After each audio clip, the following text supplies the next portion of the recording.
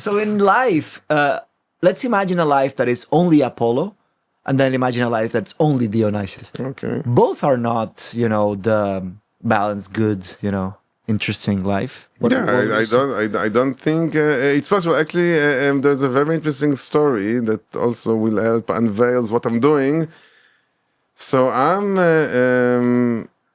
a scholar of, let's call it classical Judaism. Classical Judaism. That is everything after the Bible. That is after the Hebrew Bible. Okay. So in terms of historical matters, we're talking about somewhere from like the beginning of the Christian era. So around the year 0, we could call it. So every Jewish literature that was written in between like 0 and let's call it 1500. Okay. Wow. So yeah, it's a very vast field, and it's a vast field. Yeah. But you know what? Let's tell you a funny story about the UK immigration border force. Because when I first came here last October, of course, I came on the visa of an academic scholar. So the first time I entered the UK border, the immigration officer, but they want to make sure, they want to understand. Ask a few questions. Right. Yeah. So he asked me, what are you working on? So I told him I'm a medievalist. Medievalist. That's what you told me as well. Yeah. Medievalist. Yeah, because in Cambridge, that's how it goes. Well, it's I'm in many ways I am a medievalist. In many other ways, I'm a classicist. It depends on the context. But anyway, he said, okay, and what are you studying? I told him I study mostly Jewish and Christian poetry from late antiquity and Middle Ages. So he said, that's very unique. But yeah, medievalist. It's such a tiny field. Oh.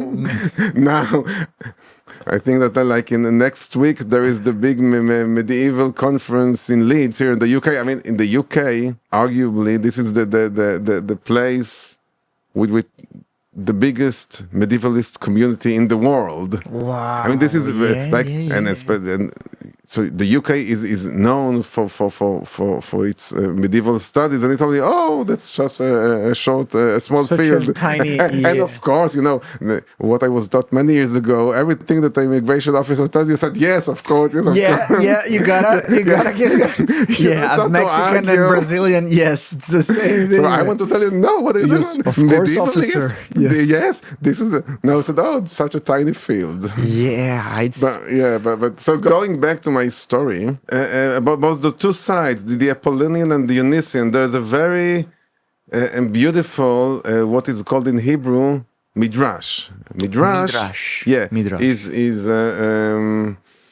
also very prominent in the Syriac Christianity, which is called Madrosho, but this Semitic root darash is to inquire or to think or to meditate.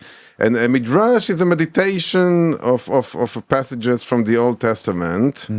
And there is a very famous midrash, you might say, interpretation about the creation of the world.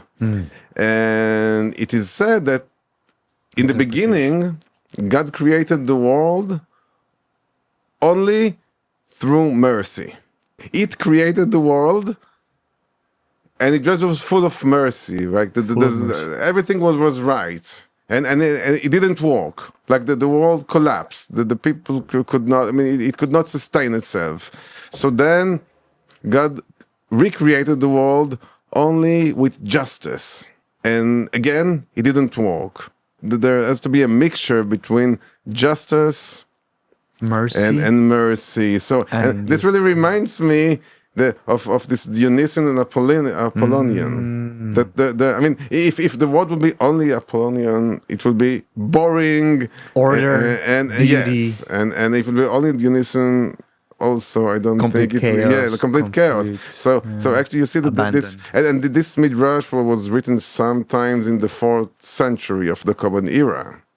So this sort of thinking was influenced also by Hellenistic authors. So there is some connection, but this is I think another manifestation of this idea that there need to be some balance between, again, that is what seems to be opposing sides. Yeah, there's something very Greek here, which is the dialectic. Exactly. Right. The very concept of academia would be a thesis and antithesis, and then a synthesis.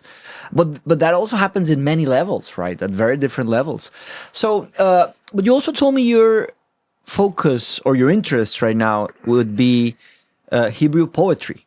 Yes. So when you say literature, do you mean all texts, also theology, philosophy, poetry, literature per se?